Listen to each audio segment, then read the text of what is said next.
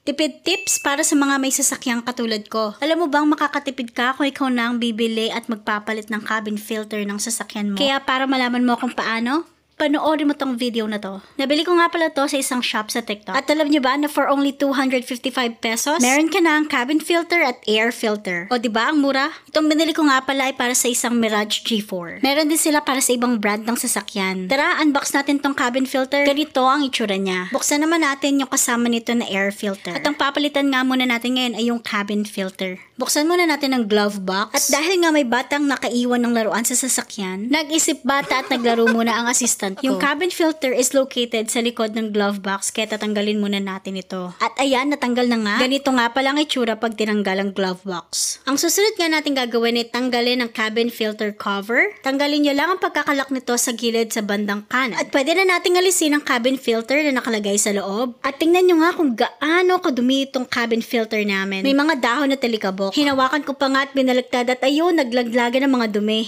O diba? Ang syunga lang. At ilalagay na nga namin yung bagong filter. Tandaan, bago mo palitan ang cabin filter ng iyong sasakyan, i-check muna ang iyong car manual para malaman kung tuwing kailan dapat ito palitan. Nilagay na nga namin yung bagong filter kung papaano nakalagay yung dating filter na pinalitan. Binalik na rin namin ang cabin filter cover at siniguradong maayos na nakasarado ito. Ganito nga lang kabilis magpalit ng cabin filter. Mura na, tipid pa, bongga! Product link sa comment section.